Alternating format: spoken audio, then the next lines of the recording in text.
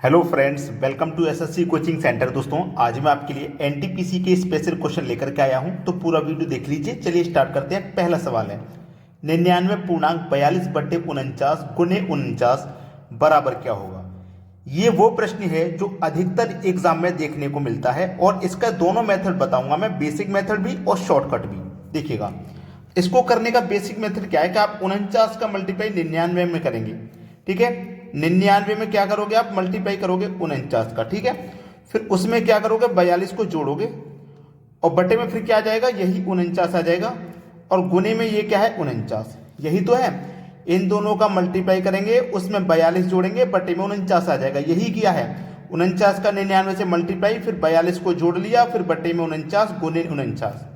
अब देखिएगा, इस 99 को मैं क्या लिख सकता हूं, 100 माइनस 1 99 होता है। ठीक है, लिख सकता हूं मैं। गुने में कितना है, 49, और प्लस का कितना है, 42। ठीक है, ये 49 से ये 49 कट गया तो इतना ही रह गया।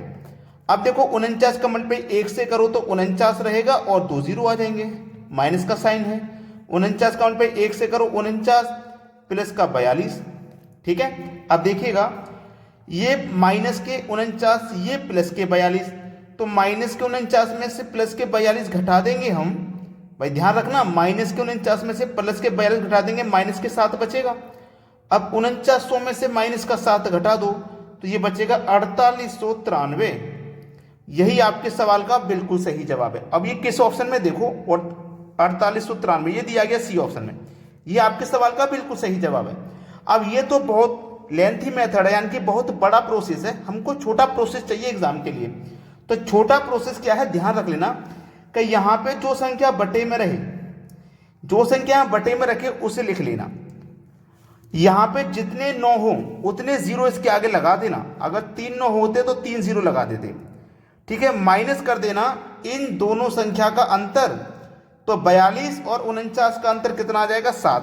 बस सवाल खत्म हो गया। देखो, वही पोजीशन आ गई जो यहां पे थी, यानी कि 1 2 3 स्टेप क्रॉस हो गए। तो 4900 में से 7 घटा दो, वही 4893 आ जाएगा। सवाल खत्म। तो ये शॉर्टकट मेथड अच्छा है या ये बड़ा वाला बेसिक मेथड? आप कहेंगे सर ये वाला अच्छा, सेकंडों में आंसर लेके आ जाता है। अब देखते हैं अगला सवाल। अगला सवाल है, वही सवाल है, बस इसमें किया गया है कि ये प्लस का 4 और ऐड कर दिया, वरना सवाल बिल्कुल वही है। तो हम क्या करेंगे, जो शॉर्टकट हमने मेथड बताया उसी से करेंगे। तो जो नीचे वाली संख्या है मैं उसे लिख लूंगा, और मैंने क्या बताया, यहां पे जितने 9 होंगे उतने जीरो यहां पे लगा लेंगे और माइनस कर देंगे इन दोनों का अंतर। यही तो बताया था। तो 63 और 67 का अंतर कितना आ जाएगा, 4।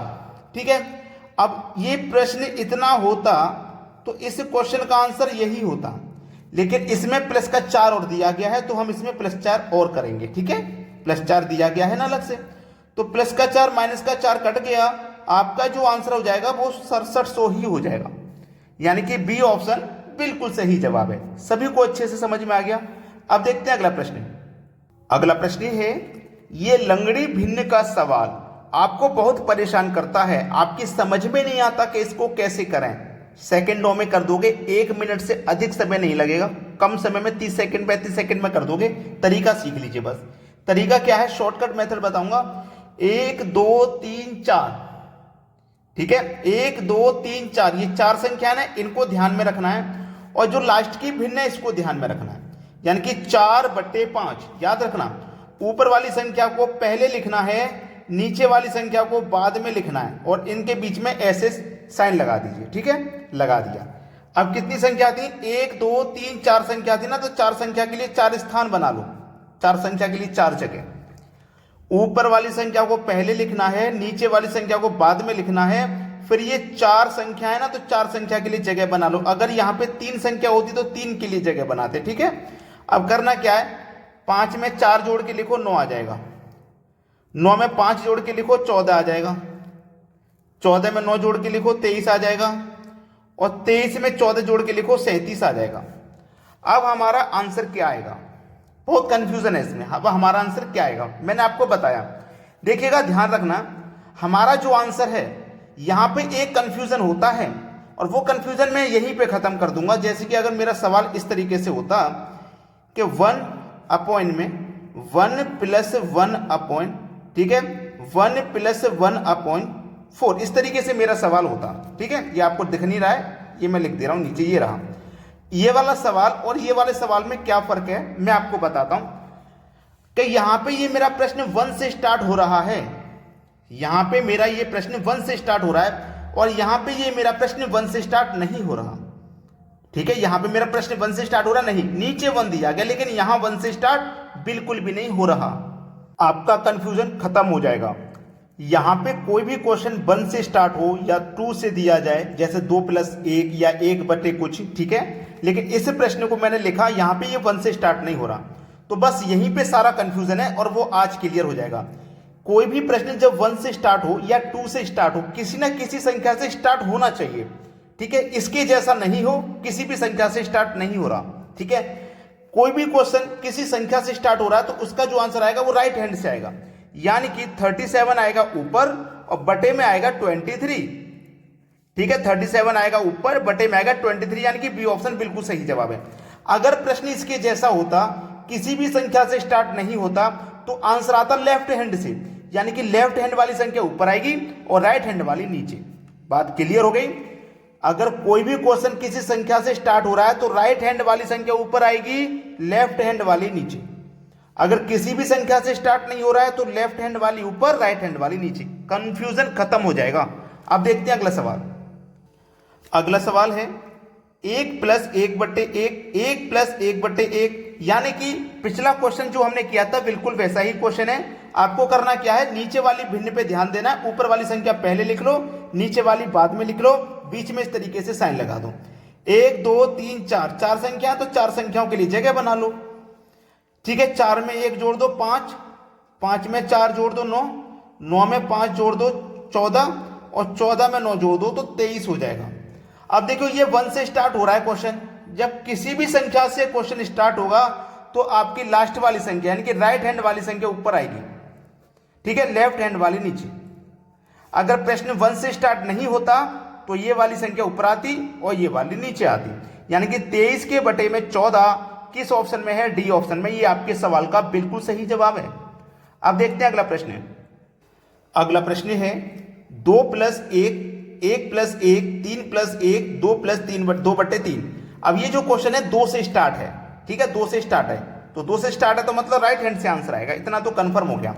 अब इसमें क्या है, नीचे वाली भिन्न लो, 2 के बटे में 3 है तो 2 पहले लिखो, 3 बाद में, और बीच ऐसे साइन लगा दो। 1 2 3 4 संख्या है तो 4 संख्या के लिए जगह बना लो। अब पिछले क्वेश्चन में आपने देखा था कि यहां पे 1 हुआ करता था, सभी जगह 1 1 1 1, लेकिन यहां पे अलग अलग संख्या है, तो कैसे करेंगे, ध्यान रखना कैसे करेंगे।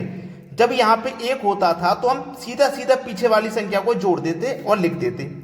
ठीक है, क्योंकि अगर हम किसी संख्या का गुना 1 में करेंगे, जैसे मैं 3 का गुना 1 में करूं और 1 में 2 जोड़ूं, भाई 3 1 कम 3, 3 में 2 जोड़ूंगा 5 हो जाएगा।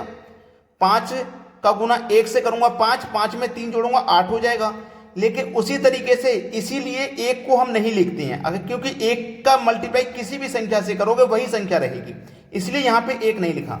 लेकिन अब यहां पे अलग अलग संख्या है। सबसे पहले नीचे से स्टार्ट करना आपको। सबसे पहले ये वाली संख्या लो 2, ठीक है, 2 वालों, तो 3 दूने का 6, 6 में 2 जोड़ेंगे 8 हो जाएगा। ठीक है, अब 3 ले ली ना, 3 के ऊपर वाली संख्या लो, 2 ले आता है यहां पे, 2 के ऊपर वाली लो 3, यहां पे लो 1, मैं पहले से लिख के रख लेता हूं, यहां पे लीजिए 2, यानी कि पहली संख्या को छोड़ के लेते हैं, क्योंकि पहली का किसी से मल्टीप्लाई करेंगे तो पीछे वाली संख्या नहीं होती है जोड़ने के लिए, इसलिए पहली वाली संख्या को छोड़ के दूसरी संख्या को ऊपर लिखते हैं नीचे से। ये वाली लिख दूंगा, फिर नीवी वाली, फिर ये वाली, फिर ये वाली, इस तरीके से, और मैंने लिख दिया।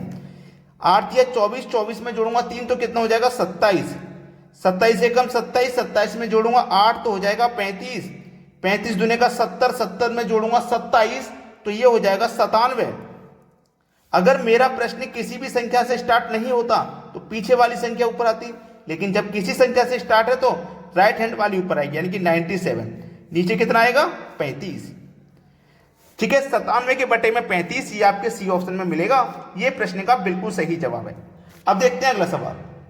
अगला प्रश्न है सबसे बड़ी भिन्न ज्ञात कीजिए। आपके पास 4 भिन्न हैं। आज मैं आपको भिन्न पता करने का एक ऐसा तरीका बताऊंगा कि आप मिनटों में भिन्न पता कर लोगे। भिन्न पता करने के लिए बस इनका अंतर कर लो, 7 और 10 का अंतर आएगा 3, अंतर करने के बाद ऊपर वाली संख्या में डिवाइड कर देना। 13 और 16 का अंतर आएगा 3, अंतर करने के बाद ऊपर वाली संख्या में डिवाइड कर देना। 7 और 4 का अंतर आएगा 3, अंतर से ऊपर वाली संख्या में डिवाइड कर देना। 8 और 11 का अंतर आएगा 3, अंतर से ऊपर वाली संख्या में डिवाइड कर देना। ठीक है, डिवाइड कर देंगे। अब देखो 3 से 7 में डिवाइड करेंगे, 3 दूने का 6, 1 बचेगा, नहीं जाएगा, 10 हो जाएगा। ठीक है, 3 तिया 9, 3 चौकू 12, 1 बचेगा, 10 हो जाएगा, 3 तिया 9, 3 एकम 3, 1 बचेगा, 10 हो जाएगा, 3 तिया 9, 3 दूने का 6, 2 बचेगा, नहीं जाएगा, 10 हो जाएगा, 3 6 18। सबसे बड़ी संख्या पूछी थी और देखो सबसे बड़ी संख्या आपको यही नजर आने वाली है 4.3। ये किससे निकल के आई है? 13 के बटे 16 से, यानी कि 13 के बटे 16 सबसे बड़ी भिन्न है। और यदि सबसे छोटा पूछ लेता तो सबसे छोटा ये निकल के आया है, मतलब 4 के बटे में 7 सबसे छोटी भिन्न है। अब देखते हैं अगला सवाल। अगला प्रश्न है, सबसे बड़ी भिन्न ज्ञात कीजिए। 31 के बटे में 37, 28 के बटे में 36, 43 के बटे में 55 और 61 के बटे में 65। ये प्रश्न मैं आपको होमवर्क के लिए दूंगा। ठीक है, ये प्रश्न आपको होमवर्क के लिए है। आप इस प्रश्न का आंसर मुझे करके बताइए। तरीका मैंने आपको बता दिया, दोनों भिन्न का अंतर करके नीचे लिखना है और ऊपर वाली संख्या में डिवाइड करना है। ऐसे ही चारों भिन्नों को करोगे तो आपको बड़ी संख्या और छोटी संख्या सभी पता लग जाएंगी। तो आज की वीडियो में इतना ही। वीडियो कैसा लगा कमेंट करके जरूर बताइएगा। ठीक है दोस्तों, धन्यवाद।